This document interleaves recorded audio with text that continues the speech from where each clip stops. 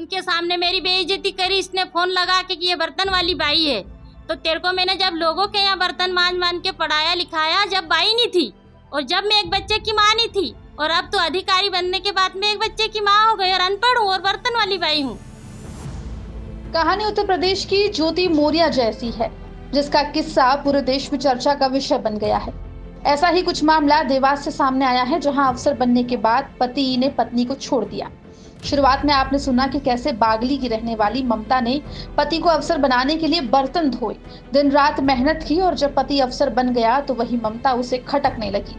आखिर ऐसा क्या हुआ कि जिस ममता ने दिन रात एक ही सपना देखा कि उसका पति अफसर बने, उसी शख्स ने ममता को अफसर बनते ही भुला दिया। खुद ममता से सुनिए उसके पति कमरू की कहानी। सिंगरौली रहने के बाद फिर इन्होंने जो इनको वेटिंग में डाला था वो निकल गया, इसके क्लियर हो गया, तो फिर रतलाम हुई इनकी पोस्टिंग। फिर रतलाम रहे हम। रतलाम होने के बाद रतलाम में भी हम 2-1 साल रहे। उसके बाद इनका किसी से चक्कर चल गया। उसके बाद मेरे को इन्होंने 1.5 साल तक परेशान करा। 1.5 साल तक परेशान करा, जब भी मैं इनको छोड़ के नहीं आई मैं इनको छोड़ के। उसके बाद मेरे को इसने झूठ बोल के मेरे घर भेजा कि अपन प्लाट ले रहे हैं, तू जा वहाँ पे बातचीत करके आना।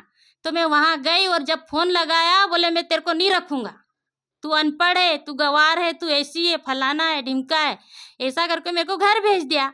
ठीक है, मैं यहाँ रही, मेरे को लेने नहीं आया, वहाँ पे ताला लगा के उसके घर भाग गया। ठीक है, फिर मैंने यहाँ एसडीओ साहब के यहाँ काम करा।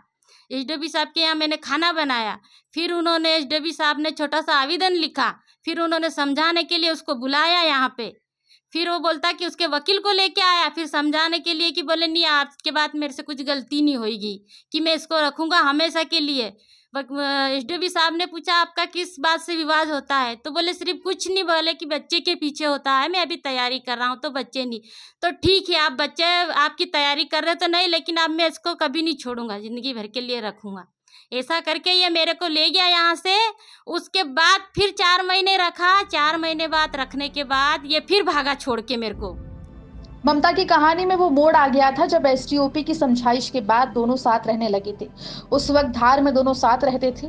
फिर एक बार अफसर बन चुके कमरू ने ममता को धोखा दिया और जिस घर में उसे रखा था वहां छोड़कर चला गया। मैंने फोन लगाया, बोले मैं नहीं पहचानता तेरे को कौन है।